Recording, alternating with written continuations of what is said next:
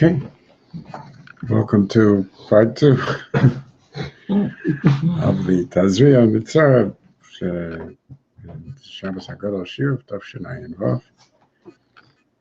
So we had, so far, we took three different levels of approaches. We spoke first about the relationship of information and meaning, the transition from information to meaning, the difference between the Vayikar and the Vayikra, the place of Adam in the story of Yetzirah, and the way in which Shabbat haGadol relates, therefore, in numerous ways, from the Shkorot Karev to the Orva LaHashem, which is, of course, the beginning of the Haftarah, the dinim of Az Nidbaru that the Rambam brings, which is the essence of the Parsha of Tzaras, and the interrelationship of the way in which Lashon works and how it relates to Yetzirah itself, and how that was the first level in which there's a requirement for a platform in which a person can determine the nature of meaning. And that, up until then, that was the first level. The second level has to do with the idea of Zechira, and how it is that Zechira becomes part of the nature of Pesach's connection to language, specifically, and how that affects the way in which our mind works, even to the point of the dinim of the Pesach, the mitzvahs of the Pesach, the Piachiros, the haGadol, the Aniyah, the Sipur, the Amira, the way in which the coming out of Mitzrayim has to do with Svat Lo Yadati Yishma. Notice that Zechor at Hayom Hazeh is meant to directly relate to the idea of Bama Edah, what it has to do with Yodo et Edah, how that relates to Mitzvah Lahodia, Lebonim specifically, and how that comes from Parshat Bikurim, Lo Natan Hashem Lachem Lev La'Da'at Bichlal, such that the Parsha of Bikurim, which becomes the Parsha of Hakarat Tovah, is in fact part of the basic way in which an individual grows into a level of self, which requires the level of identity that is very minimally the Arami Ovid, which becomes the breadth that is necessary in order to have not only the first level, the nature of meaning, but also the ability to have the perspective that leads to consciousness, which provides for moral choice, which provides for freedom, and of course, ultimately, is the real experience of having an identity and having a self. And here it's the breadth of language which becomes the Az Nidbaru in the Parsha of Malachi, which we read for Shabbat haGadol. And the nature of Nidbaru is the impact upon oneself that has become the level of Zechira. So one then becomes the Nidbar. It becomes both the speaker and the spoken about, the observed and the observer. Our third level was to take this to the broader nature of Pesach's relationship to Rashis itself, and to the Laila Meshumer above Misheshis and Mebereshis, and the relationship of Zechira on Pesach to the Zechira on Shabbos, which of course is deeply related to Pesach as a Mimochros HaShabbos, and the way that the Teras HaAdam, the Yetzirah that is referred to here in Tzaras, and the Klolos of Gan Eden, which are part of the story of Yetzirah, which is entirely, according to Pirkei Rebbe Eliezer, the description of all of the issues of the Parsha, how this gets back to the Arba Golios that are part of the most primal vision of the Tov, Avo, and the Choshech, and the Panei, and the Tehom, which become the Arba Maris and the Goyim over here, the same Arba Malchus, which become, of course, the Yom HaChashech HaGadol and Nefeles to Avram Avinu, which means that the steps of Yetzirah here, the discrimination of Yetzirah, the way in which we relate to Havdalah and to Das, and the growing difficulty of Havdalah, which we started discussing the idea of Lavan and why he's so important, and how it is that the presences, even the Arba Banim, the sense of connected the Arba quarters of the Rova Yehudi, which are essentially the same idea that the closer you get, the greater the difficulty is in achieving the Manishtana, which is part of the nature of das and consciousness and knowledge of himself. And in the end, the way in which within the family itself, the difficulty of giving over in the presence of things that become more and more closely similar, and yet because of the critical small discrimination that makes them different, they are to most people indistinguishable, and they're doppelgangers, in the sense of the terror of being unable to find the real one, that this is part of the nature of the Arba Banim itself, and is the reason that Shabbos haGadol concludes with Ve'eshiv Levavot Banim, because that was the idea of the Ema Chashecha Gadol Nofelot is part of an overall transition that ends up becoming the Geula Hatidah, which is why all of the, as the Medrash says, all of the inyanim of the Geula Hatidah, Merumas in Mitzrayim, including even the Makkos that were meant to be expressed in the end in Milchamet Gog uMagog, and goes through the details of the Ramazim, how we find different Ramazim in the Pesukim for each one of those levels of Makkos. So from there, we need to ask ourselves, in terms of the mitzvahs of the Haggadah, why is it that we need to make it appear relevant? What does it mean to say V'hisha Amda La V'seinu V'lanu? I mean, surely that you would think, especially if we're learning out of Bikurim, in which it's the Gadati Ayom L'Hashem Elokecha Kibati Al Haaretz, and that happens to be the one thing that we leave out of the Haggadah. Right? That's that fifth Haggadah of Ve'eveti. That's the part of the Haggadah that remains hanging, where you feel you're still in the midst of a process that was incomplete. So the question is, how exactly, if we're the K'nisa La'aretz completed that brit, in the sense that I say, V'higadati Yom L'Hashem Elokecha Kibati Al Haaretz. First of all, why do we need to say that it's B'chol Dor V'dor instead of changing it into the Seder and the Torah of the Arba Malchus? We could say it was not only Mitzrayim that started up with us, it was also Bavel, it was also Paras, it was also Modai. But what makes it B'chol Dor V'dor particularly, and why indeed does that become the Tzei Olamad? And a deeper question, is we really play games with the Arami Ovid Avi. In other words, we're honest enough to quote the words of Yoshua, in which it's clear that he is doing Arami Ovid Avi in the literal sense. Terach Avi Avraham, Avi Nachor, Vayavad Elohim Achirim, right? And then HaKadosh Baruch Hu took him and saved him from that state of being lost, which the Rambam actually brings, Halacha, describing Avram Avinu. He's mushka b'ur kasdim. He has nobody to teach him. He's being Ovid Avodah Zarah together with them, and this seems to be the marker for him. That's the simple meaning of the idea of Arami Ovid Avi. Say Arami Ovid Avi means an Arami by the name of Lavan tried to destroy Avi. Is like such a strange reading of Arami Ovid Avi, and that it violates the simple meaning, and it is not what we do for Parshas Bikurim.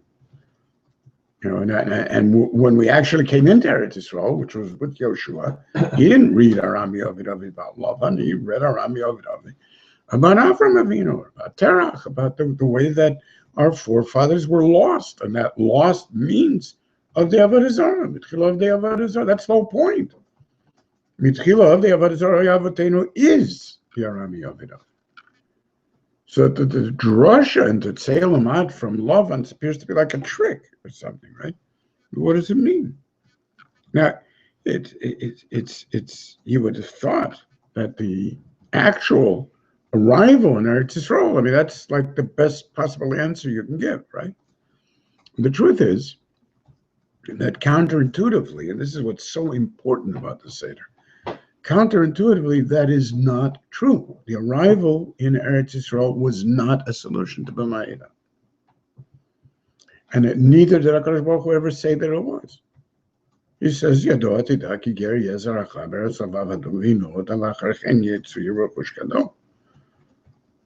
Somehow or other, that is meant to be the Yediyah, the mocker of the Yediyah, which, as we understood, the nature of Yediyah is not the knowledge of a fact, but it's the knowledge of self. And that once you understand that, the fact will never be an answer. To say to Avram Avinu, okay, let me show you a picture that I took from the future that obviously cannot have been faked. Here you see, these are your children. Look at those. Those are trains. Those are planes. You know what those are. It's all from the future. So you can see that your children will be in Eretz Yisrael. Will that answer B'mayda? No. If we understand the question properly, it has nothing to do with I don't believe that they'll be there. That's not the issue, right? So obviously, to say the Mikra Bikurim and the Ve'eveti is not the same level of answers as required. In other words, if you take a look at the Mishnah, which tells us the dinim of the haGadol, the Rambam brings the Mishnah Halacha, is the V'hushi Yidrosh Parshat Arami Ovedavi. Not to say Arami Ovedavi, to be Doresh Arami Ovedavi. That's a little bit weird. One have to be Dorish for the haGadol. I have to be Dorish Rami if I'm learning it out of the Bikurim. You're telling me Rami Yovidavi, and if we're correct in saying that the Yigadati is the Mokar of the haGadol, so who's to say that you're Mechuyev to be Dorish? And of course, that's exactly what we're doing. The interpretation of an Harami Yovidavi as a reference to Lavan, Harami, and Yaakov Avinu is a drasha. It's like a far-fetched drasha. But I'm being Dorish the parsha instead of telling you over the parsha. But that's what the Mishnah said I'm supposed to do. That was the whole point. So what this must mean, therefore, that the nature of Zechira, which we take to mean the perspective that was given to be able to achieve a level of consciousness and a level of personal awareness that has to do with the history and the broader perspective of what this moment is connected to, it's a terrible mistake to think that that is the past. It is exactly as much the future as it is the past. That's the point. There's no perspective that comes from the past alone. It's in the same way a person's perspective of his life. If a person really achieves a level of consciousness that is a true sense of awareness, it's not an awareness that's based on the past. It's an awareness that's based on the totality of his life. So you say, but I haven't lived the rest of my life. It doesn't matter. But there is the innateness, there's the indwellingness of what it is that is coming, the recognition of the totality of a life and where it will go according to what I am now.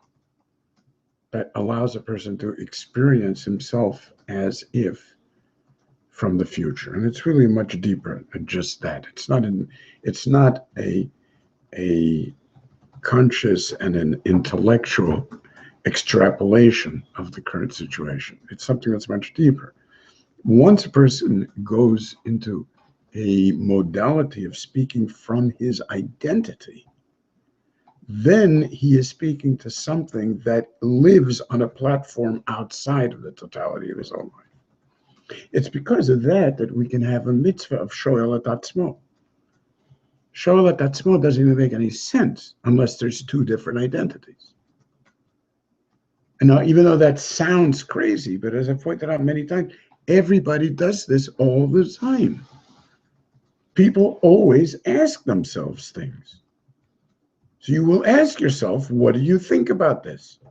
Now, who the heck are you talking to? Well, what do you mean, what do you think about this? What is that supposed to mean? Who are you asking, what do you think about this? It's just like a modality of talking it out to yourself? No. It's not talking it out to yourself. It's talking it out with yourself. So when you shoel et atzmo, you really believe that there's elements of your own identity that can have a better opinion about the thing than you do. Right? Because there's a sense in you that there's something about me that has already lived my life. And that's true about the sense of where Yisrael is. There's an aspect in all of us, as the Malbim explains the union of Mesilot Bilvavam, that I've spoken about so many times. Those roads may not yet exist, but they're there in your mind as if they're already there. That's the Mesilot. Everybody else has to wait until we actually build the roads to Jerusalem, so to speak. The person who is sholem in the sense of identity, in which the parsha of Shabbos haGadol is something that lives within him, in which there is no stira of miyachalkelet bayom bo'o, in which he does not extrapolate from the present, in which he's not locked into the we want Mashiach now sense of Mashiach will be whatever I think is the way it should be, which is like the ultimate, Nimrodian sense of the world will go nowhere. I already know where it is right now. But on the contrary, the sense of the pregnant with potential, the utter surprise with which he experiences every moment is just a question of growing surprise and the constant openness to surprise. That is who miyachalkelet yom bo'o. So those who have mesilot bilvavam, who have a sense of the entirety, the point of saying that you need the zechira of the future as much as the zechira of the past is obvious. I cannot claim that I have a real level of awareness because I could tell you where I came from. That's not enough. I also need to be able to place myself in time, space in a universal sense. So I know that I'm part of the entirety.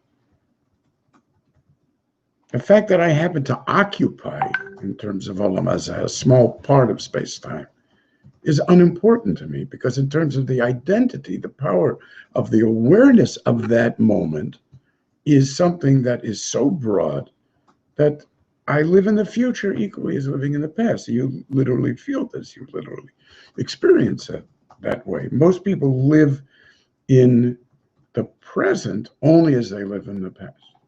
They don't even live in the present. So in other words, they're surrounded by future and they don't see the future. The subtle changes which accumulate and which reach tipping points in which you've come into a completely new world, they don't even notice the tipping points. It's an amazing thing. People don't notice the tipping points. I mean, they're so used to seeing the things the way that they saw them. The fact that everything has changed, ways of thinking and ways of talking and ways of communicating and ways of traveling and ways of dreaming. It's basically the same. My vision of perfection would be to take it back another 200 years. Then it would really be perfect. And it's an unbelievable phenomenon, which is the exact opposite of the process of freedom. And the process of achieving das is the denial even of the changes in the future that are already there. Most people, if they would be aware of what's really going on, would suddenly be shocked to find out that they're living in the future.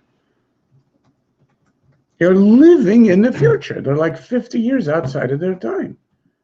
It's just that they're completely unaware of the massivity of the implications of the changes around them and what they mean. They have no idea of the consequences because they don't live them. So the real idea of Da'at is Mechayev v'hi she'amda lavatenu v'lanu shebechol dor v'dor omdim aleinu lechalotenu. In other words, the recognition that as change grows in its rapidity, the inertia, and it's more than inertia, it's the active resistance to that change grows proportionately. So that it's not simply that it's the closer you are, the more difficult it is to be mavdil. It's the greater the difference is, the more people will fight against being mavdil.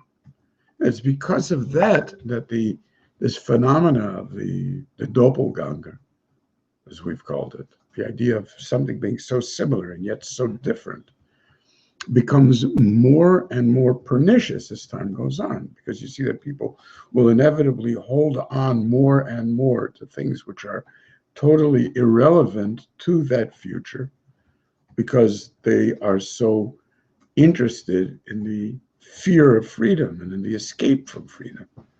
which is the escape from responsibility and ultimately from the pain of choice and from the lack of comforts. There's nothing that's familiar, and the lack of control, the loss of control over anything, so that they become more and more desperate to hold on to what was. It's because of that they will always downgrade what it is that is real, because that is always more frightening. So the Mela, the Chiyuv of Zechoret Hayom Hazeh is itself exactly as it's B'chayev, the idea of Harami Ovid Ovi in all of its permutations. Well, what does Harami Ovid mean? I don't know. You want to be Dorishim? I have 100 drushes. You got any others? Because all of those things are possibilities that are within it. And they all make sense on some level. They'll all be part of what is really true in terms of Arami Ovid Ovi. So when that itself becomes a world that as it's meant to be, a world that actually lives in the future, and that becomes free of all of the things, it's free of the constructs of your own mind, which becomes the real mazikim, that completely control you and that enslave you. It's free of the terror of these doppelgangers who pretend to believe what we do, but who are ultimately cold or cynical or doubtful or apathetic or stupid. And they appear to be Yisrael HaMuvdalim, but are actually Yisrael HaNirdamim, as the Sforno points out. They're fast asleep. They're not the Adam who is Bechiri. He's the Adam who is Nirdam. And what he says is that Sforno, someone like that will never get saras. They'll only get cancer. In other words, because there's no such thing as there being a subtle issue. There's only like a complete breakdown. Complete breakdowns. Those are not saras. Those are like total cancers. He's a doctor, so he speaks this out. Things that are system-wide failures, he says, become system-wide cancers. They're not limited in this way as remozim to issues, in the skin or in the hair and so on and so forth. So what that means is that the Seder itself becomes an active participation in the nature of the Brit. When I say V'hi she'amda l'avotenu v'lanu, that is a centerpiece, which is the only real moment that I'm addressing the B'ma'eda.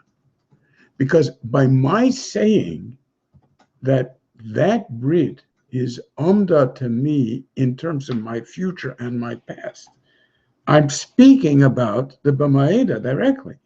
You asked, how is it possible to embed that in a series of generations? I am telling you the answer to that it is possible to achieve a level of identity that includes a series of the generations, in which it's clear to me that I relate to you, as I'm sure many of you do. There are people in the past that you can relate to if you're fully Israel more deeply than you can relate to anyone in the present, and people in the future that you relate to more deeply. Because whatever problems there are in the current battle for identity, anybody who has won that battle, makes absolutely no difference at what point in space-time they won that battle. The closeness, and this is one of the most amazing things about Gemara, is that when you're learning with those people, there's never any sense of study in the of the past. I mean, it's amazing. People who don't know that learning, they can't imagine what that's like. They think it's this romantic notion, that a book includes, all of the generations. And yes, you could open a book and sit down with Plato and Aristotle. It's not that at all. It's something totally different. It's something that is completely and totally present. It isn't sharing ideas with. It's like, yeah, it's part of yourself. It's part of your personality and your experience of what it is to be yourself. So then that means that the whole development of Das, the Shiur, the haGadol, all of these things, the struggle of the evolution of information from the simple biological information of creation and the subtle breakdowns that we've spoken about here in Saras and the nature of language and consciousness. And this expands continuously throughout the Torah in the lines of the Ramban's explanation of the sixes and the sevens and the 50s of an expanding creation. What we need to understand, and this is one of the themes that is missed in the whole story of the Haftorah, is that the taina that HaKadosh Baruch Hu says right in the beginning, after Varaval Hashem, is that he talks to Klal Yisrael about the nasty things that you say about me. Nidbartam Allah. You speak about me. And how can you do such a thing? Why don't you change the way you talk about me? Chasku alai divrechem. Ma nidbarnu alecha. Amartem shav avod Elohim. It never seems to accomplish anything, nothing ever changes. We're the same idiots we always are. We don't notice any development. The whole thing is just not worth it, What does it achieve? It doesn't achieve anything. Okay, so then it talks about the Az Nidbaru, Yirei Hashem. It continues on. And people don't understand that this pasuk is exactly the response to those words. So then, V'shavtem ureitem. First is this book. I'm going to write this book. This is the Sefer Zichronot. V'hayoli. This is for me. All of these people, they're going to be my people. L'yom asher ani oseh segula. V'shavtem ureitem ben tzadik l'rasha ben oved Elohim la'asher lo avado. So the Gemara Chagiga says, you need to learn the difference between a tzaddik and a rasha. Oh, you'll sit back, you'll see that difference. But you'll know the difference between a tzaddik and a rasha and between an oved Elohim asher lo avado. So that the Gemara says, what's the difference between a tzaddik and a rasha? And oved Elohim says, oh no, you don't get the whole point. The point is that both of them are tzaddikim. The tzaddik and rasha is a tzaddik. The oved Elohim asher lo avado is a tzaddik.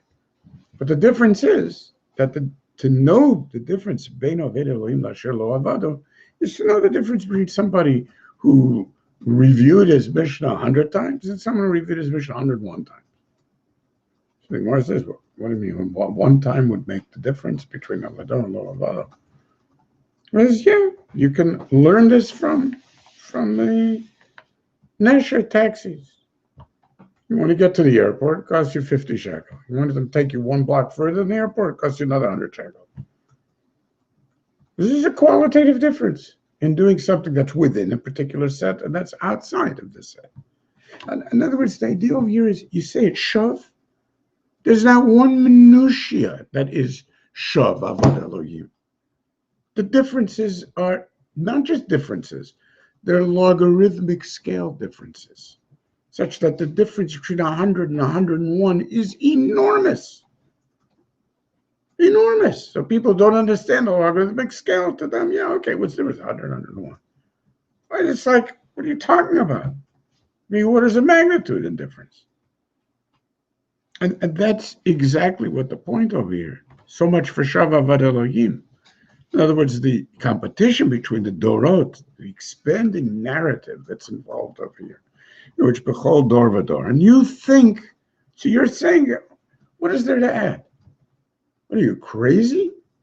Do you understand the difference between a Seder Shel Pesach that could be achieved with the level of Zechira that you can bring to bear to one that was said 5 years ago?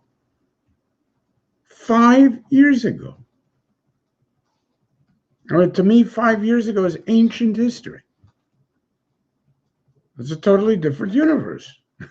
Completely. Whatever you would have to say at that Seder, whatever your awareness would be of Ki'ilu Hayom Yatzati Mitzrayim, is that the idea of what freedom could mean, what humanity could mean, what it means to experience what it is to be, is completely different. And therefore, the growing nature of Havdalah is a logarithmic scale of Havdalah. And the difficulty in making that difference clear within yourself, and the tremendous challenges that are there all around with these artificial moralities, these absurdities of the common wisdom and what's accepted, and it's so shocking. The differences are so shocking that you become more and more unable to believe that it's going on. I mean, you could either start to doubt yourself or need to learn a completely different way of being able to maintain yourself within that context so that it makes a difference to someone who is seeing you and would ask, so what does it mean? Why does it mean that? Always say over this. My side, Mamish had where I learned this from. I'm sure I must have told it to you. I'm embarrassed to repeat myself, but it's such an amazing thing. Because I learned how much you can change your perception of reality by perceiving how much something means to somebody else. This was a Maisa. I always was Bezalzel and Mozart. I just felt that Mozart was just melody. Just melody. I mean, what's the music? Isn't about melody. It's my melody. It could be a carrier of music, but to make everything that you do just melody, I was nauseated by it. There was once at a concert in Yerushalayim. They had this Russian pianist who was playing Mozart, right? And this, the idea that when you see something that to someone else is das, that das is carnal knowledge. It's something that is intimate in the sense of what I am. I watched this woman play Mozart. I guarantee you she was having an orgasm as she was playing Mozart. No, it's not funny. She was literally making love to the music. It was the most amazing thing to watch. I mean, the expressions on her faces and the moanings and the groanings it was just unbelievable. I'm thinking to myself, if somebody could be so moved by Mozart, it's obviously not possible that melody doesn't carry like all the ingredients of love and connection. And I needed to relearn and re-experience what that meant. There's no question that that's always the idea of Zechira. There's a level of das where someone sees the chibur and therefore the chiba and the ava and the realness of a thing makes an immense difference. And this is your ability to deal with that stupidity, and even with the intellectualism of the ben hachacham that we usually that's good, Is it good that this is what all the child can see is like if nothing else to say when you're seeing somebody who is moved and is in love with Yitzias Mitzrayim? So what do you want to know? Now you're happy. It's like it's like all of the children are problems. It's not that it's just different problems. And that's clear. How's the Tom problem? What's that? The apathy. The unwillingness to grapple with something. That's stupidity. I thought he only wants to grapple. No, he doesn't want to grapple. He wants to know the totality. No, the Tom? The Tom, yeah, mazot. I understand, but mazot is insufficient willingness to deal with detail. I don't want to deal with detail. That's part of Tom. You could be a Tom. It's like trying to be one of these modern painters before you learn how to draw a figure of the face. Thank you very much. First, show me you know how to draw. Then we could talk about becoming Picasso. To become a Tom, you have to first know everything. It's not a shortcut to be a Tom. No. There has to be the willingness to. No, of course, Tom is not shalem. It's not Tom in the sense of shalem. And I think the place where all of this comes out in the most amazing way is the part of the haGadol that everybody really doesn't know what to make of, which is Dayin. Now, this is the oldest part of the haGadol that just spontaneously arose. So it's not part of the din of haGadol. And I mean, it's associated with all kinds of strange minhagim in different places also. Whacking with leaks. Whacking with leaks and yelling at people about what it is that they've done wrong, and particularly in Afghanistan with talking about lapses in Hakaras Teva, which is like really amazing, you know. Or Makar Teva for that, you want, because the pashtus of Dayenu is that it's about Kama Malot Tovot Hamakom Aleinu, right? It's about recognizing the steps. Now, there's something that bothers us about Dayenu. What bothers us about Dayenu is that conceptually it doesn't make any sense. You can't say Ilu Kirvanu Lifnei Har Sinai V'lo Natanu. You can't say, you know, Ilu Aviranu Tayam V'lo Shikat Soreno B'toche, so that we should be continually chased with the mitzvah. You know, Lo Sipek Tzarchenu B'midbar Barim Shabbos, we shall all starve to death. I mean, what is that supposed to mean, right? So obviously, the point of Dayenu is the nature of Dai itself. Now, the nature of Dai is the only real answer to Kriyas Tova. It's the ultimate opposite of Kriyat Tova. Because what Kriyat Tova means is that this thing is external to me and that I experience it as something that forces me, something that doesn't provide a sense of fulfillment, a shleimus in myself. What Dai means, of course, this is the ultimate bracha to Yisrael. V'harikoti lachem bracha ad b'li dai.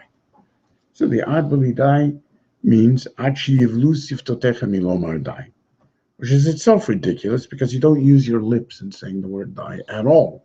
So why in the world would be yivlu siftotechem? You don't move your lips, say dai. You only move your tongue. So the whole thing is very strange. What does it mean, ad sheyivlu siftotechem milomar dai? So we understand that the nature of Dai is that something is so fulfilling, something is so much the ultimate experience that I believe that I could have of anything, that I don't need anything else, that I can't imagine anything else, that I've reached such a state of total fulfillment that I don't want anything else. The whole universe could have existed for this instant, and it in me will live forever in absolute perfection. There's nothing that could possibly be missing.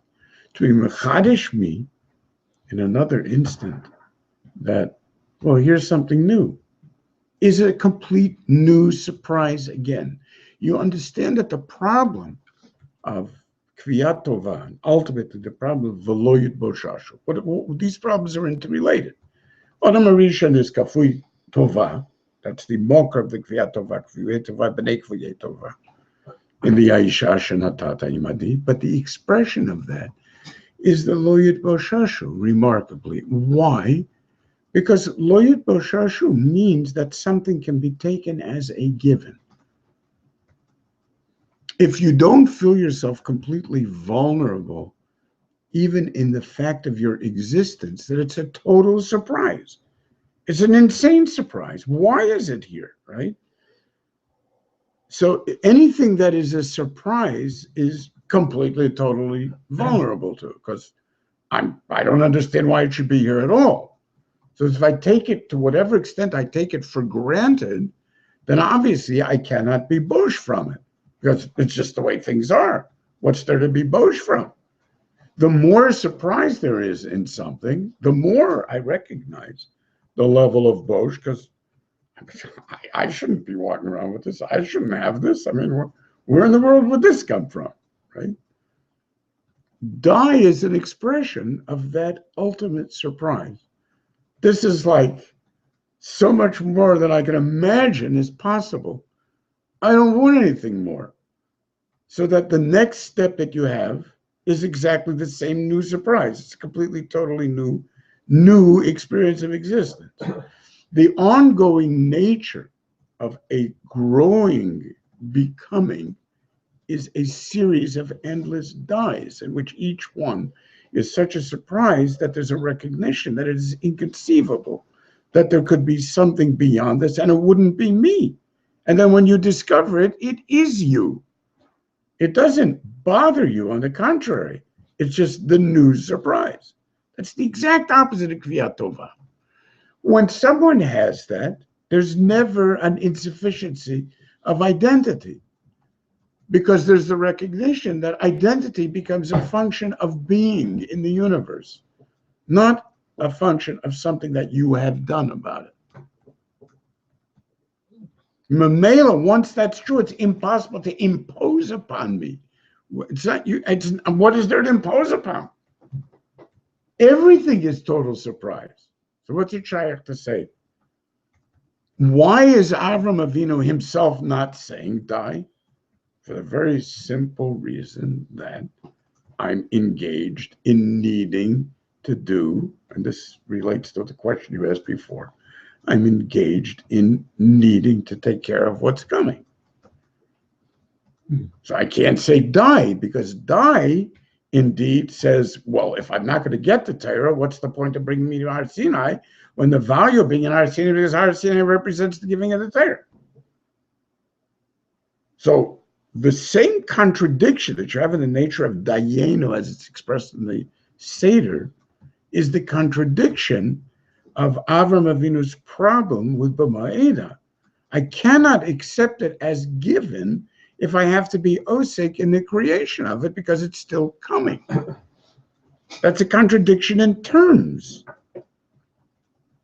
But once the person is aimed on a zechira that is a reflection of his place in the universe, and it includes the future, he can say dayenu, even at something where it will only make sense if something else follows. Because the fact that it follows is irrelevant to his experience of the being in the thing. That's the point. And that being in the thing is part, remarkably, what is known in German as the Dasein, is part of the very fact that I experience my now, my being, in the absolute reality of an instant of space-time, as the totality of what is available in the universe. Therefore, it is just as silly to say your lips will wear out when you don't use your lips, as questioning why you would say die in something that can't possibly be die. You're not using your lips. It's just a joke. It's not, it's what I'm saying is an impossibility, because so is not saying die an impossibility. Therefore, the dayenu itself is the strongest possible expression of the complete presence that I have in this process, future and past. It's the only thing that actually says directly to the question of B'ma'eda, this is your solution. But it hasn't happened. You only got up to the Yom Suf. How can you say die? Well, that was your problem. That was exactly the problem, so that it became a B'ma'eda. It's exactly the same issue, but it hasn't happened yet. But once we've reached that darga of the zechira that comes from, as HaKadosh Baruch Hu tells Moshe Rabbeinu, tell them, Eyasher Eyeto, that whatever they're experiencing now, that's their experiencing of the future. That every place that there will be, the Shekhinah will be with them. I was with them, B'tsaras, and I'll be with them, B'tsaras that are coming. Oh, don't tell them that, says Moshe. No, they'll go crazy to think it's not over. Oh, you know better. So, Atatira, you want to live in the present, so live in the present. But the whole point of being a Yisrael requires that you don't live in the present, you live in everything. So once that's true, the nature of the process itself allows every instant to be dayenu anyway. That's the kama ma'alot tovot. And it doesn't matter that I didn't get there. I could still participate in the dayenu, because I know that that is embedded in what it is to be me. This is all part of the B'chol Dor V'Dor. So the drisha, and this is almost a takeoff on the Ha'amida Mal'achas that the Gemara's Havamin is. The Ha'amida Mal'achas is Ha'amida Mal'achas of Dirshuni V'chyu. The drisha itself, drasha, includes every possibility. The only reason the Gemara was Deicha, Dirshuni V'Chiu, is they had Nida Malachas, is because how do you know Dirshuni V'Chiu doesn't mean Kol HaTorah Kula, and everything that would be possible. Now, until you would achieve that, it wouldn't be Dirshuni V'Chiu, so there wouldn't be Amida Malachas. But obviously, once we're made on the fact of Amida Malachas, through Habakkuk, then the Dirshuni V'Chiu itself is the same thing. So Drisha allows all types of meetings that I would never have mentioned in Mikra Bikurim. Because in Mikra Bikurim, I'm only interested in facts. But in the nature of Bris, I'm interested in the process itself, in being here, in being that process as it lives within me, and as I live within its totality. So when I say that the idea of the nature of Elam Hazeh itself being that transition, that's not mamayit the level of Elam Hazeh, but it makes a laughingstock out of people who take the seriousness of their own lives in their own local lives and in their own local assumptions without the level of Zechira as being so unbelievably important, which every last aspect is measured as if this is the be-all and end-all of all importance. And that's the exact opposite of living with this darga of Zechira that the Pesach Seder is being mechayev of you. So therefore, it turns out that Shabbos haGadol is the most wonderful opening. It's the most wonderful perspective giver of what it is that you're about to embark on. And that begins with your breakout, even on the simple level, in Mitzrayim, in which everything was defined as where it was. No, how can we do that? The mitzvah will kill us if we... All of a sudden, none of this matters. Nothing. All that matters is the ha'avodah azot, with whatever is associated with that avodah azot. All of a sudden, it's just part of an amazing flow, which of course is directly nogea bris milah. This is exactly how I get into the carbon passive. It means that my commitment to the and of course, haGadol zalachem, which is the same thing. It's giving a human place in the nature of algorithms that seem entirely micro-oriented, right? For some reason, my das defining, and that's the mitzvah, remember, the point that to an Arab, da Chodesh Hazelachem would mean to point someone up there to tell you when he sees the new moon. The mitzvah, as the Rambam puts the mitzvah, is ladas, lechaven, velikvoa. That's the idea. It means your understanding of where it comes from, of what the mathematics of it are, of how it works out this way, to be able to see it as a seder that is definable by Adam, and it interrelates what is necessary for Adam in his appreciation of the interrelationships of two systems of datings with all of its complexity, and that becomes the Shemar Chodesh Aviv. Those issues completely change the flow that you have with the nature of your experience of not only your own existence, but your own Aveda and your own place in things. And it's the only possible way to actually speak at a Seder in a way that allows you to be part of the bris with Avraham Avinu, and by the same token, to be able to express how, without saying even, haGadol Hayom, that itself, when I say to the Kohen, that is the haGadol she'eni kafui tova.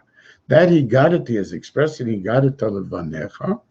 So the haGadol levincha becomes now exactly that, except in a way that has to express not only the hakaras teva, but the consciousness of the zechira that's involved in it, the responsiveness of the zechira that's involved in it, which mamela is mine because of the fact that it's haGadol levini, in the same way that it was talked to the Kohen, as if that's important. That becomes my hakravas bikurim. And what's amazing is that this is translated into halacha l'maisa in terms of bikurim, which is that everybody who's bringing bikurim, wherever you go, everybody's got to stand up and say, "Wow, oh, God, they're here from Timbuktu." So this becomes like, it's the meta space, literally, like wherever they come from. So-and-so, the delegation from, has arrived. It's an amazing sense of the interrelationship and the sharing of the excitement of what it means to have an asiya that is otherwise, my own religious observance. Whereas over here, it becomes a sharing of the experience of what it is to be part of this alivedness, with this nitzchias of the every moment of pure awareness, which is the real insight into our Amiyovidavi. So turns out that all of the inyanim of Shabbos haGadol, the clarity of the nature of language, of the misuse of language, the understanding of the immense change that comes from Geula, the recognition that that change is a function of Malach HaBris, particularly, the understanding that every last difference, every minutiae is part of a logarithmic scale of differences, and not just things that you said, Shav Avad Elohim. It's the total opposite, in which the only way to understand the impact of those differences is to learn what it means, V'shavtim v'ra'itam, to learn what it means to know what a small, because of your ignorance and your stupidity, don't even recognize as a brand new world, is part of the changes that allow you to participate in a Pesach that literally provides you with the freedom to be yourself if you enter it with the going through those mitzvahs that allow you to become yourself, and at the same time, therefore, to be in service of the very bris that allowed that coming into yourself in the first place. So it's an immensely integrated issue, which is really an expression in the deepest possible way of what it means to be a nidbar, in which dibur itself becomes the effective creator of what it is that has changed within you and that makes you look so different to others. So it's an amazing aveda. It's a tremendous, tremendous challenge.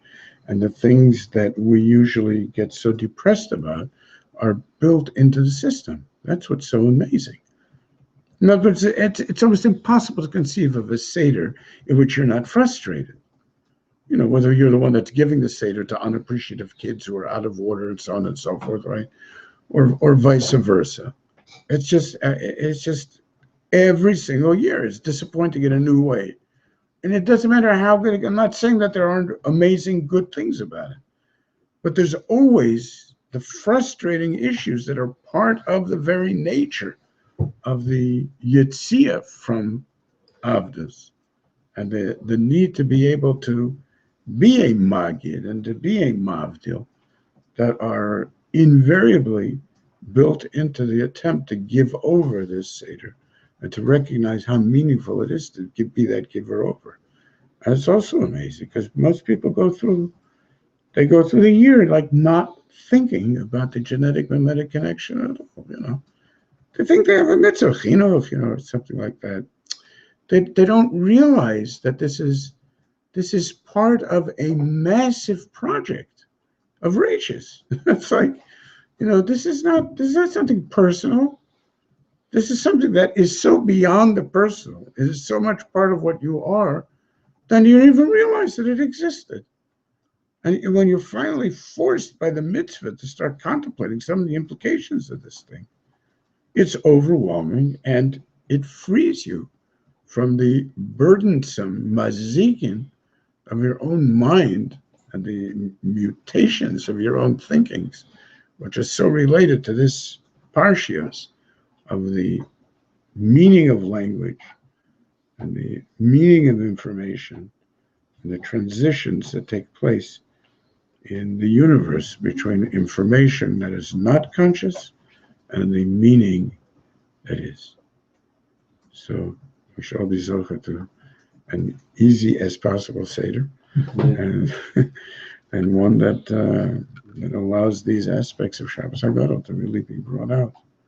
And we really do talk about Eliyahu Novi at the Seder and everything, right? This becomes, yeah, it's like amazing. the kosher Yom, the relationship to Shabbos haGadol.